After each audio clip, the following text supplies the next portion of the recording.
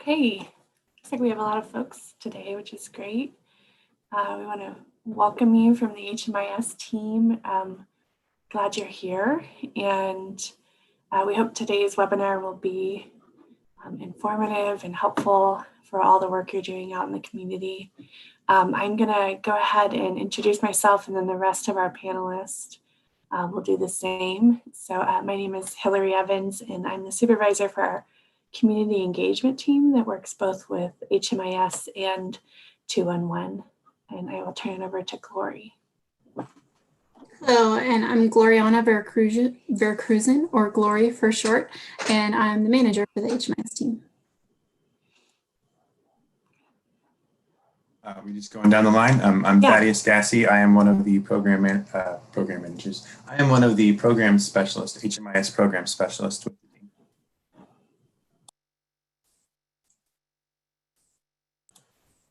Stephanie, do you want to go? I am Stephanie Grader. I'm the customer support representative for the HMIS team. Hi, my name's Curtis Hahn, and I'm also one of the program specialists.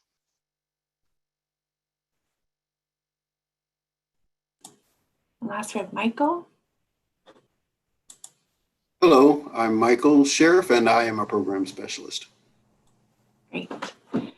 So welcome, and real quickly, I'm going to go over the agenda for today. It's a pretty easy one. We're going to, once again, just to review the agency admin webinar and the purpose of it. We have a lot of new folks that have joined, and that's wonderful, and we're really glad to have you here. And we just want to make sure everyone understands why we have these trainings once a month. We're going to go over some webinar reminders.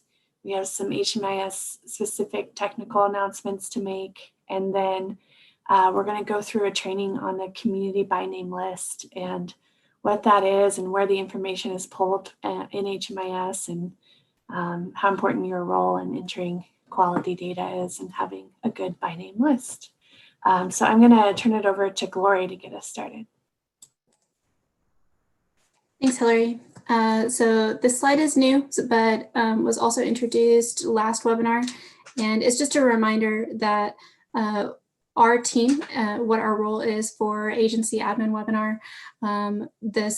This webinar that we want to provide consistent guidance to our primary points of contact about HMIS workflow changes, policies, data entry, and reporting, so that you're able to then take that back to your teams, and then we can together maintain the integrity of our homelessness data system.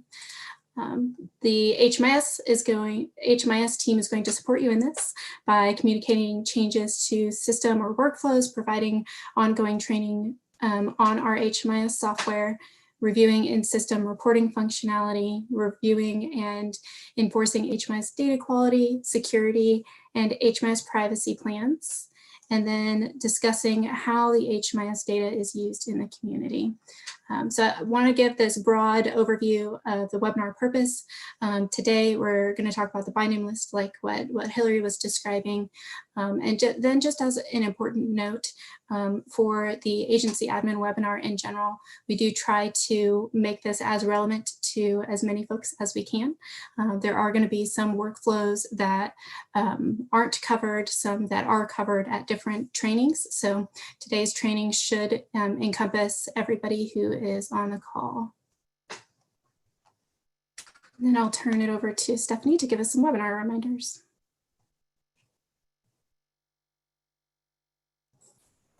Just some reminders, share any relevant information with appropriate staff at your agency. You can ask questions using the Q&A function.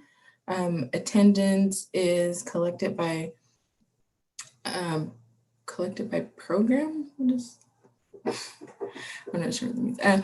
And then the webinar recording will be available Monday, November 30th. And the deadline to complete to watch the video and do the quiz is December 4th. It's my birthday.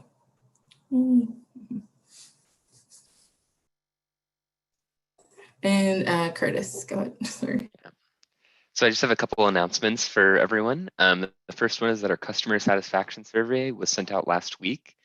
We do really want to hear your feedback. We want to hear about everything that you guys love about us and hate about us so that we can be better and so that we can really set our focus for the next year and develop some projects and develop things that help all of you guys. The deadline for that to be completed is December 11th, so you just do have a few times. We really look forward to hearing your feedback and getting to know more about what you guys want to see us do and how we can improve our system. The other one that we have here is the coordinated entry data quality. Many of you already did the training for that workflow, and we just want to say how much we appreciate all your effort learning this new workflow. There are a few issues that we've seen with data quality, which is a thing that's going to happen when people learn new processes and new focuses. So we're going to be sending out an email with a brief refresher training on how to correct some of those issues and then ensure that we're entering it correctly. This sort of goes into our main topic for the day, which is the by name list, which is directly connected to coordinated entry. So Glory, here you go.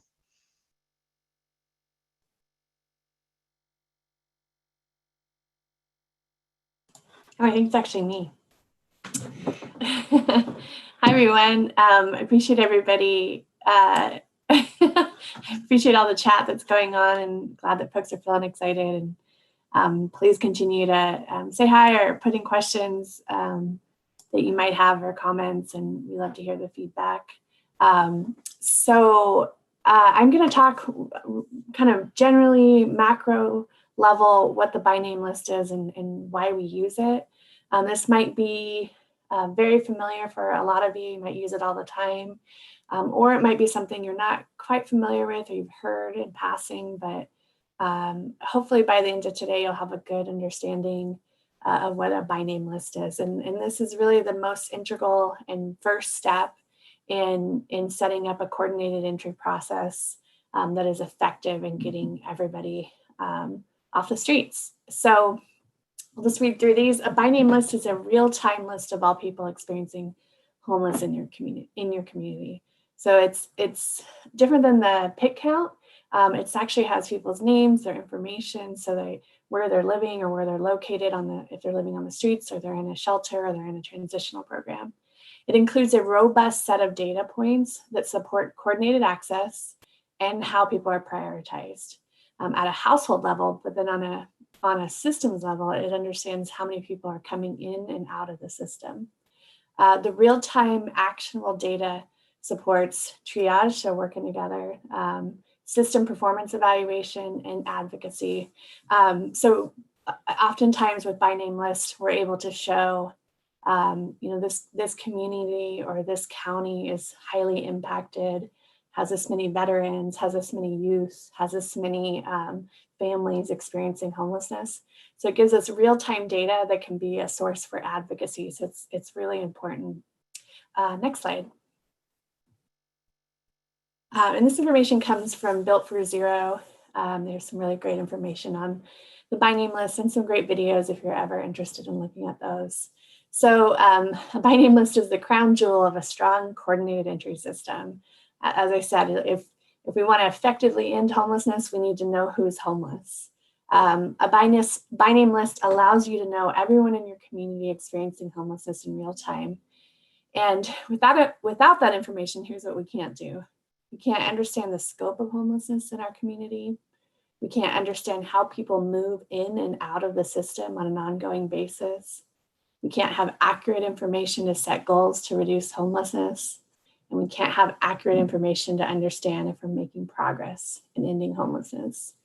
Just an anecdote, I've been a part of building a number of by name lists, and I can tell you the difference from before when we were trying to coordinate services and prioritize who got what voucher and who got what resource and who went to which shelter was a nightmare. And once we had a by name list and we could say, these are people that are actively homeless, this is where they are, this is the team they're working with, this is the resource they have. It's a game changer in the ability to really help people quickly effectively. So if you are using a by name list in your community and you want to give a shout out, please feel free to put that in the chat and let us know that you're working with a by name list. And if you have any anecdotes about how that's been helpful, we'd love to hear that or share with your other team members. So I'm going to turn this over to Thaddeus. Thank you, Hillary. I'm going to be going over the rules and the logic for how people end up on the by name list. These go for both Maricopa and Balance of State, and any differences between the continuums will be pointed out. So if you haven't already figured it out, the by name list is produced by running a report one time a week. Like other reports, it searches through the HMIS database to determine which clients end up on the weekly list. The most critical data for the by name list includes the items listed on this slide. That would be the dates that clients are served, which projects are serving them, the status of the client, meaning are they currently homeless, and if the client is receiving certain services. Those are the fields that the by name list report looks for. Now let's move on to reporting logic. It is a little harder to follow, but this webinar is recorded, so you can always go back and listen again if needed. There are 5 categories that add a client to the by name list, and another 2 categories that remove a client from the list. This slide shows the 5 that add. So working through this slide, the by name list looks within the last 7 days or 30 days for Balance of State, and it adds clients to the list with an entry date at these project types: coordinated entry and emergency shelter, but only the night-by-night emergency shelters. So that's the first of 5 categories. Second category, the by name list looks within the last 7 days or 30 days for Balance of State and adds clients to the list currently served by or exited from safe havens, emergency shelters, or transitional housing type projects. Third category, the by name list looks within the last 30 days or 90 for Balance of State to add clients to the list with current living situations showing the client is literally homeless from street outreach projects. Fourth category, the by name list looks within the last 30 days and adds clients to the list who received the service transaction BH 0500.3200, which is housing related coordinated entry, from any project type. And then the fifth category, the by name list looks within the last 6 months to add clients to the list with open records, and that means no exit date, from these project types: PSH, PH, OPH, and RRH. And those are the acronyms we used for the permanent housing types that are in this order: disability required give services, that's PSH; housing only, that's PH; no disability required, but it gives services, that's OPH; and then rapid rehousing is RRH. I'm going to move on to the next slide. This shows the 2 categories that remove clients after the first 5 categories are checked.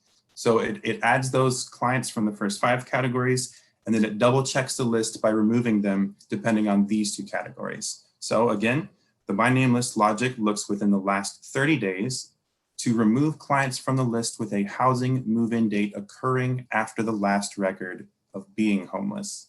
And then finally, the by name list looks within the last 30 days to remove clients from the list with positive exit destinations. And by those, we mean exit destinations to housing locations that have occurred after the last record of being homeless.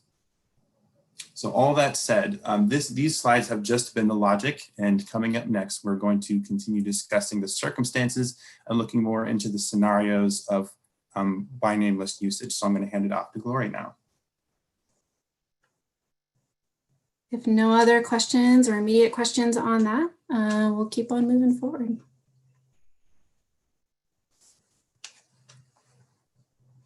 So a few different pieces about keeping the by name list consistent, keeping it concise and accurate. The pieces that Thaddeus went over was how clients are added to the by name list, and then how clients are taken off of the by name list. There's lots of calculations on the reporting side that go into those. So piggybacking off of that same thing, homelessness programs and keeping a concise list. We do get some questions occasionally of why are there people on the by name list that we know are housed? So those who are going to case conferencing, having that discussion. And in keeping a concise by name list, there's a few things that we can do to address that. Homelessness programs should be exiting clients. We'll go through that in more detail on the next slide. So the homelessness programs, we use lots of acronyms around here. So if you're new, these are going to be the street outreach, emergency shelter, transitional housing, and safe haven programs. And then secondly, the housing programs should be recording a housing move-in date. This is one that we'll go into more detail in as well, but this is effective for the following program types. This is for rapid rehousing, permanent supportive housing, housing with services, and housing only. So most common of those definitely are going to be your rapid rehousing, permanent supportive housing projects, but you should be recording a housing move-in date, which seems pretty straightforward, but we do get some data quality concerns around that. So we'll be covering that piece in more detail.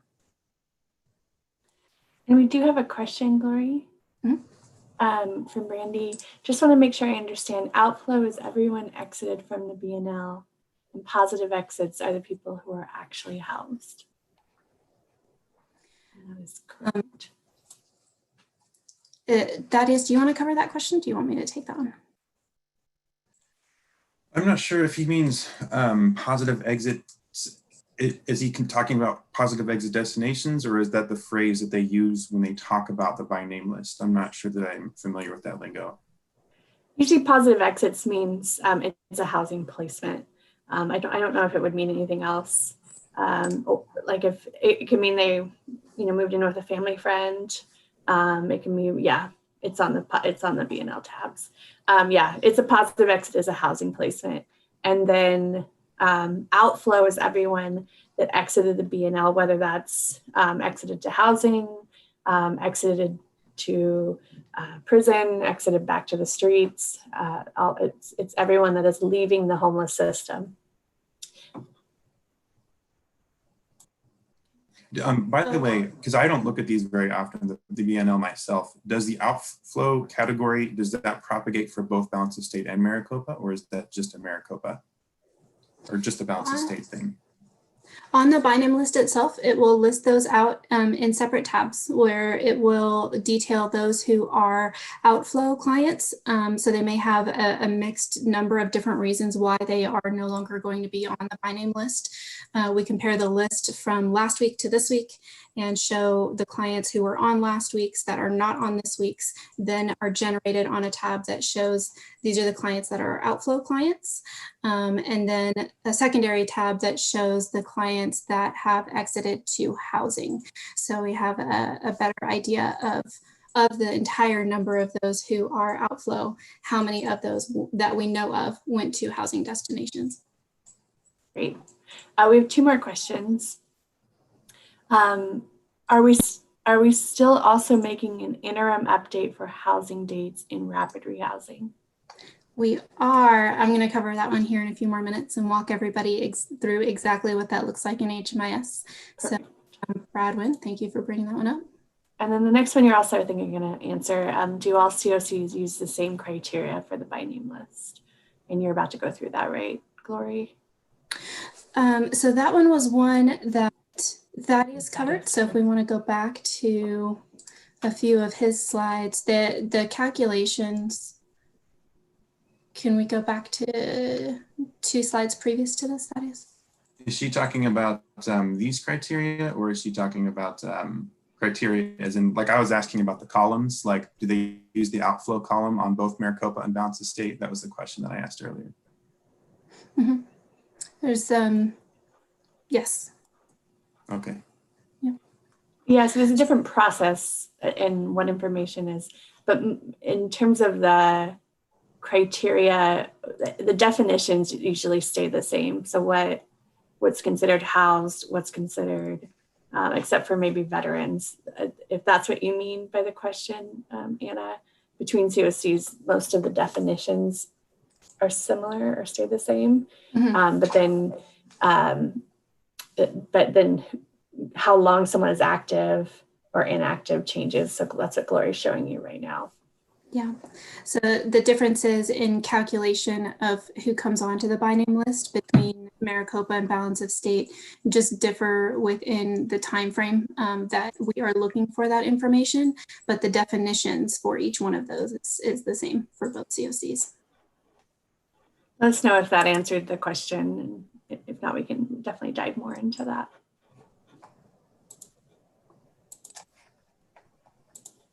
Great.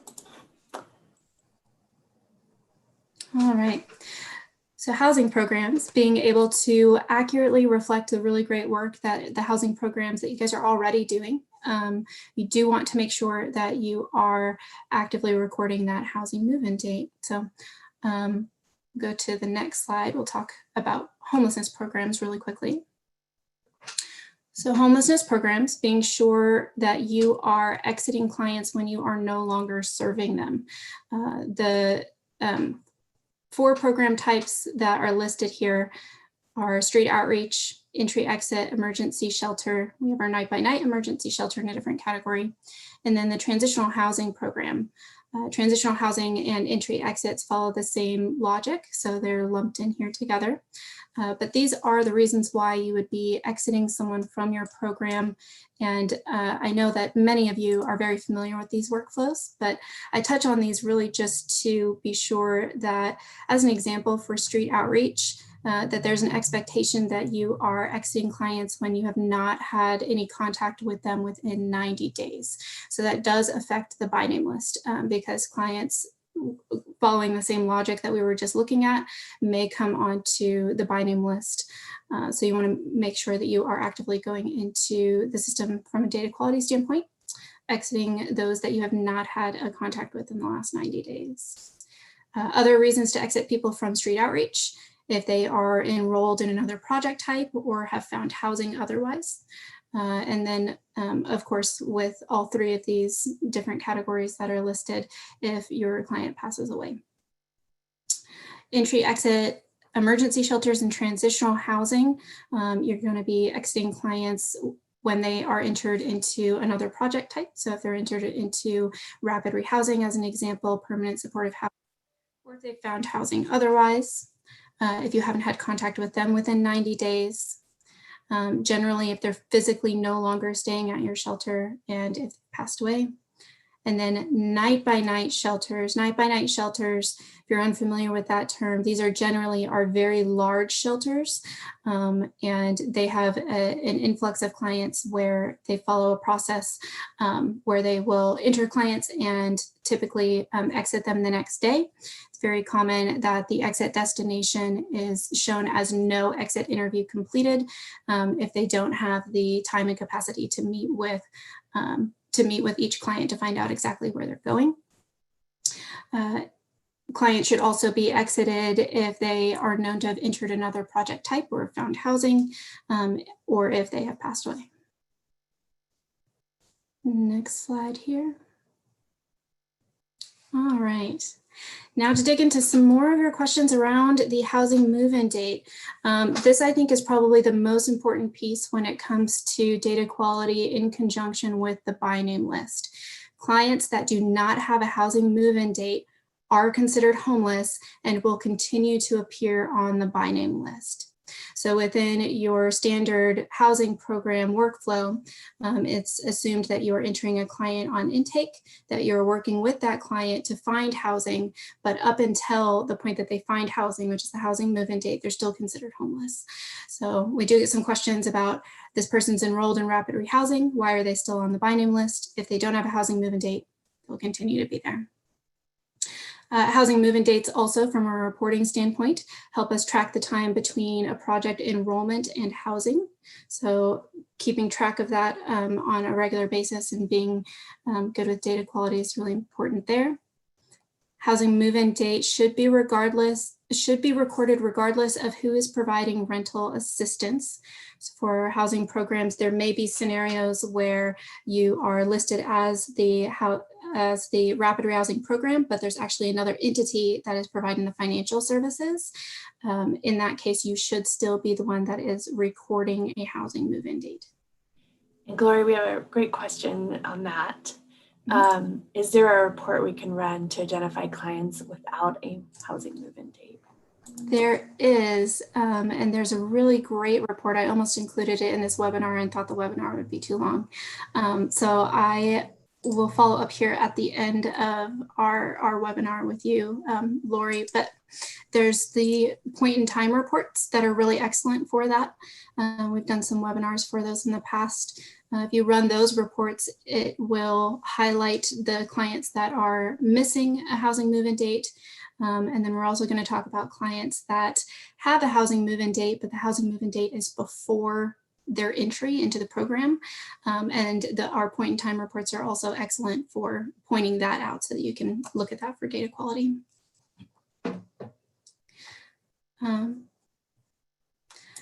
Last piece here on this slide for permanent housing guidance only, so not rapid rehousing, but if you are a permanent housing provider, if a client is ultimately housed by any other project or subsidy source, you will exit the client from your program.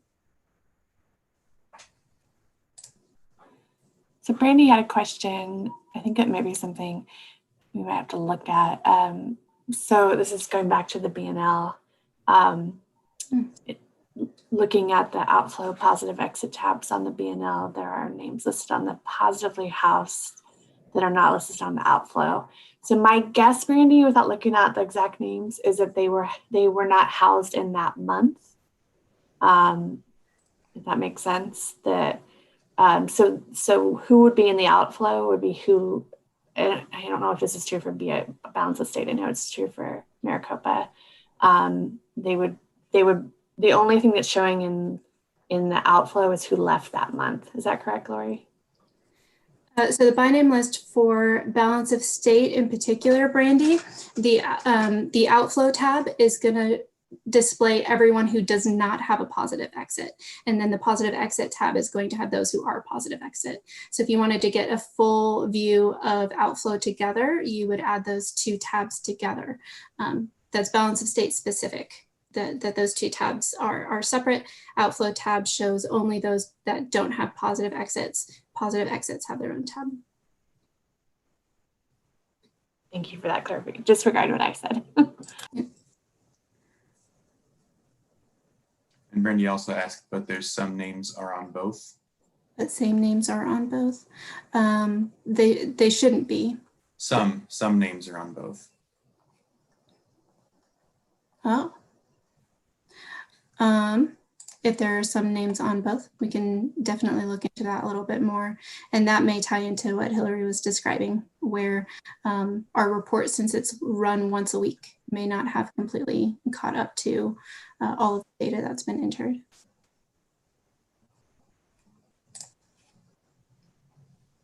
Okay.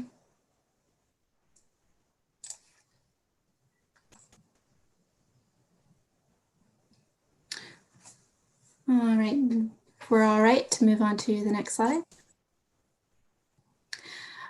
So one piece I think that gets really confusing around housing move-in dates, and I'll show you an example of what this looks like in HMIS. But if a client has been served by another program in the past, that's a housing program, and they recorded a housing move-in date, if that client has agreed to share their information, it will be auto-populated in that field, and you'll see that historical entry. So we ask for a few different things there. The first is that you do not remove that historical date unless you are updating it with a new date. We get some folks who go in and just clear it out because it's a historical record. From a reporting standpoint, we do need that to be there. The other piece to note, and hopefully this graph helps with this part, but the housing move-in date, if it is before the entry date into your project, that client is still considered homeless. We do get some folks who say, well, they have a housing move-in date, but if the housing move-in date is prior to their entry date, from a reporting piece, it's going to recognize that they do not have a housing move-in date for your project. Next slide. Okay, so I'll go through a few example scenarios for the housing move-in date, because I think this is one that people can get confused on and just helps to have a refresher. So a few different scenarios here. The first is if a client is housed on the same day that they enter your program. Should be very rare. And if this is specific program types that operate in this way, that they're receiving referrals in a manner that the client is housed on the exact same day. So it's not common. And we'll go through what that looks like. The housing move-in date will be recorded at entry in this case. Scenario 2, a client is waiting for housing placement. This is a lot more common within your housing program workflows, that a client is entered into the program at intake in anticipation that there's going to be housing available. The housing move-in date is not recorded at entry. And if there is an existing housing move-in date for historical purposes, it should not be removed. So with that, I'm going to share my screen.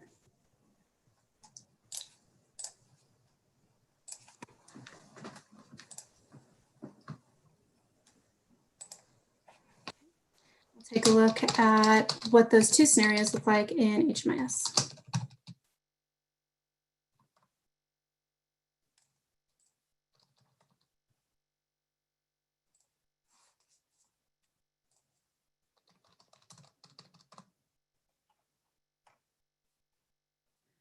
All right, so some of these pieces I'm going through pretty quickly. If you have any questions about the pieces that I'm just kind of going through right now about using an enter data as mode, I'm going to search for a client. Please visit our website, hmisaz.org. And we do have an online training available that walks you through all of the initial pieces. So I'm going to search for my test client here and click on their name to access their profile. Following a standard workflow, you do want to work from left to right and visit each one of these tabs.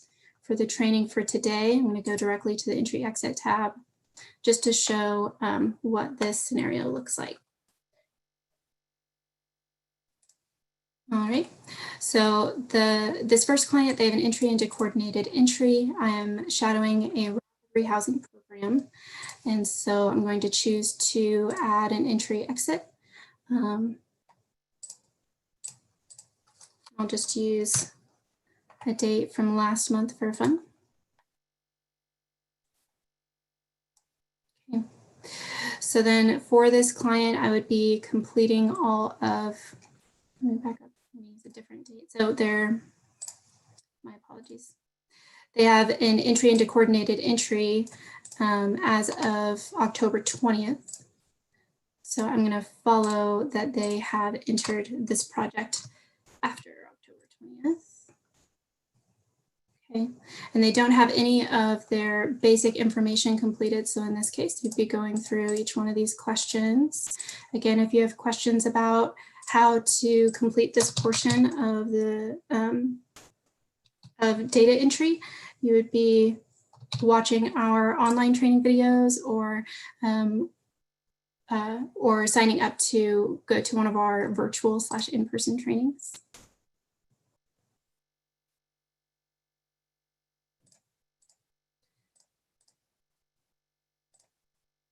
Okay, so then going through those primary pieces, we did go through the parts about the client prior residence in our last training, so I'm not going to cover those pieces here. I do want you to notice, though, the permanent housing question is listed. So if you have this UDE assessment, if you are under one of these program types, you should be completing this field only if they are housed on the same day that they are entering your program. So we said that they were entering the program on October 24th. So the housing move-in date should be reflected to be October 24th. And then the location of housing move-in date, I want to show where they're located.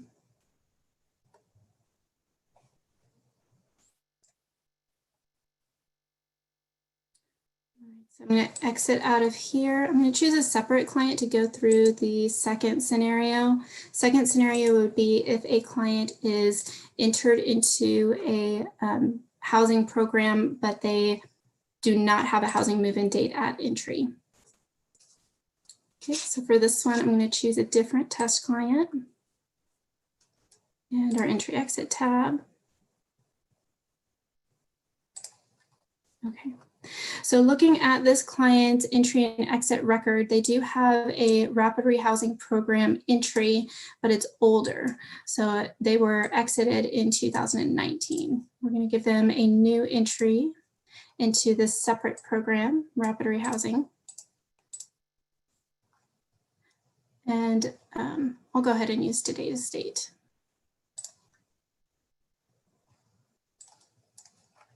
Okay. So then coming to the UDE assessment, because this client's been served in the past, all of their historical data is going to be displayed here. If they've agreed to share their information, you do want to go through and review that with your client, make sure all of this is still relevant, especially the questions that relate to chronic homelessness and their client prior residence. Okay. So I wanted to give an example of what this looks like. We said that they are entering the rapid rehousing program today, November 24th, but the housing move-in date is from 2018. It's very tempting just to want to clear that out completely or to enter a different date. So from a reporting standpoint, we do want you to leave this here for historical purposes, for reporting purposes. If they are not moving in at entry, then we are going to leave that record intact.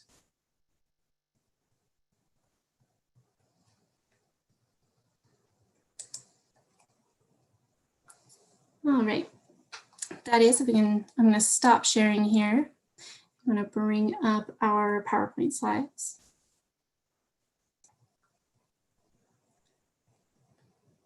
Okay, going to our next slide. Couple of other scenarios. If we have an existing client in a program and now they have been housed. So the housing move-in date will be recorded as an interim update on the UDE assessment. This, I think, is probably the most confusing for folks. So we will walk through what that looks like in HMIS. And then last, a scenario where a client exits the program before being housed. This can happen for a variety of different reasons. If a client is evicted, then that's a good example that they would be exited from the program. If they are evicted, there's a chance that they're still eligible for rapid rehousing services, for permanent supportive housing services. They still, in HMIS, need to be exited from the program.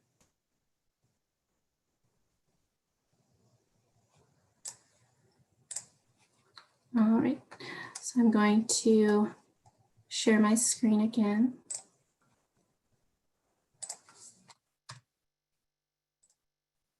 Okay. So I have an example very similar to the one that we were looking at a moment ago, where we have our test client. I'm going to give a really brief, example of a date range here. Typically, this may be months, a month, a couple of months in between when a client starts searching versus when they are actually housed. But for today, just in training wise, we're going to show that they have a project start date on the 20th, but that they are housed, and we'll use today's date of the 24th. So in this example, we'd be selecting the interim icon, choosing to add an interim review.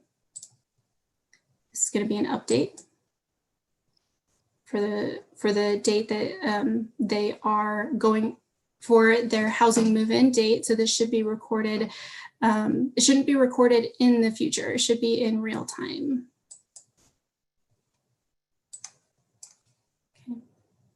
So the piece that I think is confusing for folks is that it will, when you choose an interim update, by default, give you the update assessment, which typically is going to have all of these pieces pre-filled out that you would be going through with your client to determine if their income has changed, non-cash benefit, health insurance, disabilities, if there's been any updates to these pieces. The housing move-in date is not listed within this assessment. So to find it, you do have to navigate back and choose the UDE assessment. And then as you scroll down, this would be an example where there is a historical housing move-in date that's listed. And now that we are recording a new housing move-in date, we can overwrite the old one with the housing move-in date.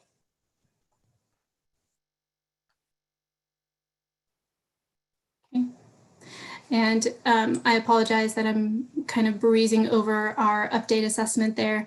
In theory, definitely when you are working with your clients, you want to make sure that all of those pieces are filled out and that you are updating those with your client. So, but looking at our housing move-in date, you want to navigate back to the UDE assessment and complete that here, as well as the location of where they moved.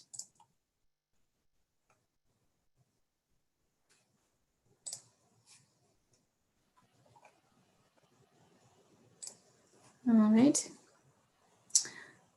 So those are some scenarios that I wanted to walk through, just some data quality pieces around housing move-in dates. Again, from a by name list perspective, important because this is how we show that clients should no longer be on the by name list and they are actively housed.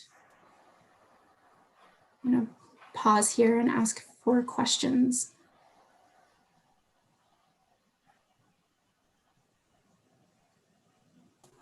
We had one earlier from Lisa. Why would we exit someone from the program if they are evicted?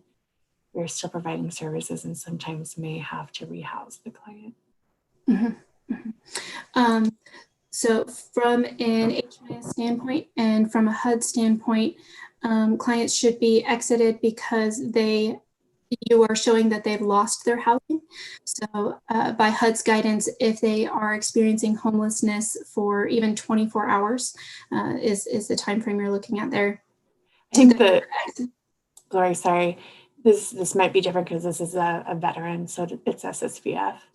So it sounds like they still they're still connected with SSVF, but they're not in their housing. Yep. So same rule, same general process. If they are evicted, but they still are eligible for the program, so like what you're describing for SSVF, VA, rapid rehousing projects, they still have funding available. They're still working with their case manager. If they experience homelessness for 24 hours or more, they're going to be exited from their program. Because in HMIS, we want to reflect that they that there was a break and that they experienced homelessness, and then you would enter them again the following day. If they're still eligible, you're still working with them, but it reflects that they're starting that process over again to look for housing, and then they'll have a new housing move-in date when they're rehoused in a different unit. Sounds like there's some concerns. Can you see the questions, Glory? Mm-hmm. Yep. So this shouldn't, there was a concern, or there's a question that says that this would duplicate the numbers. If that's the case, if you're exiting folks when they are evicted. The timeframes, if the date ranges that the client is enrolled in your program are not overlapping, then it should not duplicate your numbers. And also, just to give context to why this is important, for tracking, we really do want to understand when we're looking at our systems returns to homelessness. So someone is housed, they become homeless again, and then they are rehoused. It's really important information to track so that we understand how many folks are returning from homelessness, or sorry, returning from housing. That's another advocacy piece that shows us that we might need to reach out to landlords or do different tenant landlord engagement to ensure that tenants can stay housed. Yeah. So Lisa, perhaps we can talk specifically offline with you about your program specifically. I do know we do have with the VA and VASH providers and SSVF where we see when they are housed and then not housed and then housed again. So I do know we have that information. So maybe we can talk about specifically your SSVF program.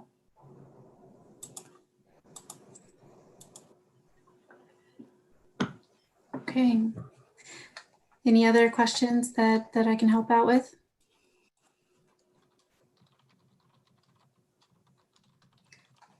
If not, I'm going to hand things over to Michael to close this out. Okay. Well, thank you everyone for joining us today. We will be signing off, but again, as has been said many times, we really do want your feedback, need your feedback.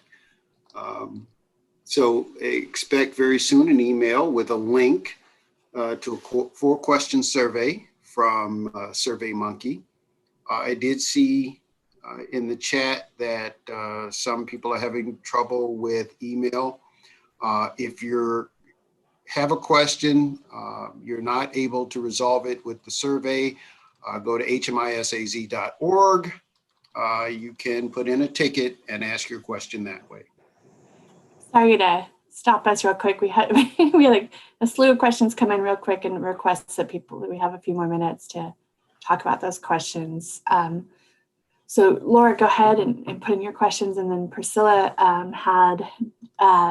do you put, it says HM and HMAS as move out? Of I homelessness. understand. Priscilla, this is in the chat.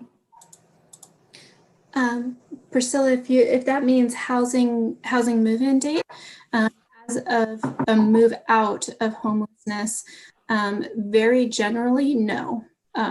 That should be a very rare scenario, because any housing program, by a general workflow perspective, you're showing that you're first meeting with them, they're searching for housing, they have a housing move-in date, and then you're providing financial and case management services until they no longer need case management, and then they're closed out. For rapid rehousing, permanent supportive housing, they're just going to keep being enrolled until they are no longer in the program. And no longer staying physically in that space. So it should be a very rare, if ever, scenario where a client has a housing move-in date and an exit on the same day, if I'm understanding your question correctly. Okay. And then there was a question about the COVID assessment. On the COVID assessment, my staff had a quick question. If someone has been exposed to COVID but is asymptomatic, should we be filling out the COVID assessment? I thought yes, but my staff didn't think the COVID directions were clear. Yes, you should. We track it all. So if anyone that has been assessed, regardless of if they're symptomatic or not, should be recorded in the HMIS. Great question. Anyone else before we jump off? Feel free, if you do have questions, to put in a ticket or want any clarification, and we'll definitely follow up with folks with more information where necessary. But I think that's it.